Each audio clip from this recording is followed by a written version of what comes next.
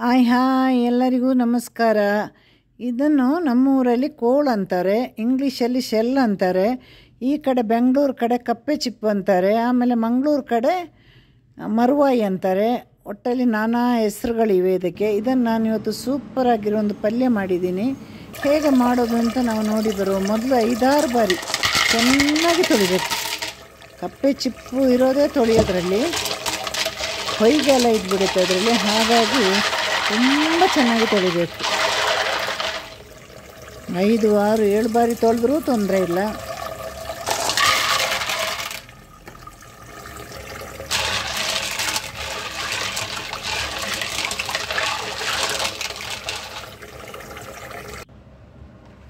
ಈಗ ಕಪ್ಪೆ ಚಿಪ್ಪು ತೊಳೆದಿದ್ದಾಯಿತು. ಇನ್ನೂ ಒಂದು ಅರ್ಧ ಲೋಟ ನೀರು ಹಾಕಿ ಇದನ್ನು ನಾವು ಬೇಯಲಿಕ್ಕೆ ಇಡೋಣ. ಇದರಲ್ಲಿ ಆಲ್ರೆಡಿ ಉಪ್ಪಿದೆ, ಹಾಗಾಗಿ ಒಂದು ಚಿಟಿಕೆ ಅಷ್ಟೇ ಉಪ್ಪು ಹಾಕಿ.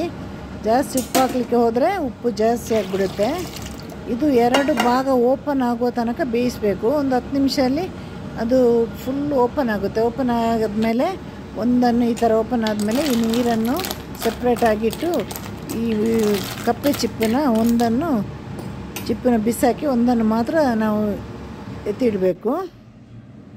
ನೋಡಿ, ಇವಾಗ ಈ ನೀರನ್ನು ಚೆನ್ನಾಗಿ ನಾವು ಒಂದು ಸಣ್ಣ ಜರಡಿಯಲ್ಲಿ ಸೋಸಬೇಕು. ಅದರಲ್ಲಿ ಹೊಯ್ಗೆ ಅಥವಾ ಈ ಕಪ್ಪೆ ಚಿಪ್ಪು ತುಂಡೆಲ್ಲ ಇದ್ದರೆ ಕಷ್ಟ ಆಗುತ್ತೆ.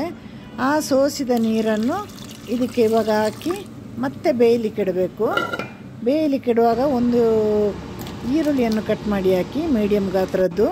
ಹಾಗೆ ಅರ್ಧ ಸ್ಪೂನ್ ಅರಿಶಿನ ಪುಡಿ, 1 ಸ್ಪೂನು ಮೆಣಸಿನ ಪುಡಿ ಹಾಕಿ ಈಗ ಚೆನ್ನಾಗಿ ಬೇಯಬೇಕು. ಇದು ಬೆಂದಿಲ್ಲ ಅಂದರೆ ನಮಗೆ ಹೊಟ್ಟೆ ನೋವು ಬರುತ್ತೆ. ಇಲ್ಲಿ ನಾನು ಅರ್ಧ ಕಪ್ ತೆಂಗಿನ ತುರಿಗೆ 1-2 ಬೆಳ್ಳುಳ್ಳಿ ಹೆಸರು, 1 ಚಿಟಿಕೆ ಜೀರಿಗೆ ಹಾಕಿ 2 ರೌಂಡ್ ಸುತ್ತು ಬರೆಸಿ ಇದನ್ನು ಪುಡಿ ಮಾಡಿದ್ದೀನಿ, ತೆಂಗಿನ ತುರಿಯನ್ನು. ಈ ಕಡೆ ಕಪ್ಪೆ ಚಿಪ್ಪು ನೋಡಿ ಬೇಯ್ತಾ ಇರುವಾಗ ನಾನು ಒಂದು 3/4 ಬೆಂದಿದೆ, ಒಗ್ಗರಣೆ ಸೊಪ್ಪು ಹಾಕಿದೆ. ಹಾಗೆ ಇನ್ನೂ 1-2 ನಿಮಿಷ ಬೆಂದಾಗ ನಾವು ಪುಡಿ ಮಾಡಿಟ್ಟಿರುವ ತೆಂಗಿನ ತುರಿಯನ್ನು ಹಾಕಬೇಕು. ತೆಂಗಿನ ತುರಿ ಕೂಡ ಇದರ ಜೊತೆ ಬೇಯಬೇಕು, ಇಲ್ಲಾಂದರೆ ಪಲ್ಯ ಬೇಗ ಕೆಟ್ಟು ಹೋಗುತ್ತೆ. ಇದು ಕೊನೆಗೆ ಡ್ರೈ ಆಗುವ ತನಕ ಬೇಯಬೇಕು. ಆಗ ನಮ್ಮ ಮರುವಾಯಿ ಅಥವಾ ಕಪ್ಪೆ ಚಿಪ್ಪು ಬೆಂದಿರುತ್ತೆ. ಇವಾಗ ಒಂದು ಅರ್ಧ ಈರುಳ್ಳಿಯಲ್ಲಿ ಕೊನೆಯಲ್ಲಿ ಒಗ್ಗರಣೆ ಹಾಕೋಣ. ಇದೊಂದು ಸೂಪರಾದ ಡಿಶ್. ಇದು ಬರೀ ಗಂಜಿಗೆ, ಕುಚ್ಚಲಕ್ಕಿ ಗಂಜಿಗೂ ಚೆನ್ನಾಗಿರುತ್ತೆ, ಅಥವಾ ಒಂದು ರಸಮ್ ಸೈಡ್ ಇಲ್ಲಿ ಒಂದು ಕಪ್ಪೆ ಚಿಪ್ಪು ಪಲ್ಯನೂ ಕೂಡ ಬಹಳ ಚೆನ್ನಾಗಿರುತ್ತೆ. ಇದರಲ್ಲಿ ಸಾರು ಮಾಡ್ಬೋದು, ಬಸಳೆಗೆ ಹಾಕಿ ಸಾರು ಮಾಡ್ಬೋದು, ಸೌತೆಕಾಯಿಗೆ ಹಾಕಿದನ್ನು ಸಾರು ಮಾಡ್ಬೋದು. ಆಮೇಲೆ ಒಂದು ಪುಂಡಿ ಮಾಡ್ತೀವಿ ನಾವು, ಕಡುಬು ಮಾಡ್ತೀವಿ, ಮರುವಾಯಿ ಕಡುಬು ಅಥವಾ ಕೋಳು ಕಡುಬು ಅಂತಂದು ಮಾಡ್ತೀವಿ. ಅದು ಮಾಡಿದ್ರೂ ಚೆನ್ನಾಗಿರುತ್ತೆ. ಕೆಲವರು ಚಿಪ್ಪು ತೆಗೆದು 2 ಚಿಪ್ಪು ತೆಗೆದು ಮಾಡ್ತಾರೆ, ನನಗೆ ಅದು ಇಷ್ಟ ಆಗಲ್ಲ. ಅದಕ್ಕಿಂತ ಚೆನ್ನಾಗಿರೋದು ನಾವು ತುಂಬ ಚೆನ್ನಾಗಿ ತೊಳೆದ್ರೆ ಏನೂ ನಮಗೆ ಚಿಪ್ಪು ಏನೂ ತೊಂದರೆ ಆಗಲ್ಲ.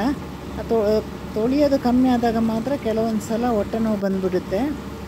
ಹಾಗಾಗಿ 1 ಚಿಪ್ಪನ್ನಾದರೂ ಇಟ್ಕೊಳ್ಳಿ. ಇದರಲ್ಲಿ 3 ಥರ ಬರುತ್ತೆ. ಒಂದು ಇವಾಗ ನಾನು ಮಾಡಿರುವ ಸೈಜ್, ಇದಕ್ಕಿಂತ ಚಿಕ್ಕದು ಬರುತ್ತೆ, ಇನ್ನು ಇದಕ್ಕಿಂತ ದೊಡ್ಡದಾಗೂ ಬರುತ್ತೆ. ಅದರಲ್ಲಿ ಟೇಸ್ಟ್ ಸ್ವಲ್ಪ ಚಿಕ್ಕದೇ ಚೆನ್ನಾಗಿ ರುಚಿಯಾಗಿರುತ್ತೆ. ಯಾವತ್ತೂ ಇದರ ನೀರನ್ನು ಚೆಲ್ಲಲಿಕ್ಕೆ ಹೋಗಬೇಡಿ. ಈ ನೀರಿನಲ್ಲೇ ಈ ಪಲ್ಯದ ಟೇಸ್ಟ್ ನಿಂತಿರೋದು. ಎಲ್ಲರೂ ಮನೆಯಲ್ಲಿ ತಂದು ಮಾಡಿ ನೋಡಿ. ಟಾಟಾ, ಬಾಯ್, ಸಿ ಯು, ಟೇಕ್ ಕೇರ್.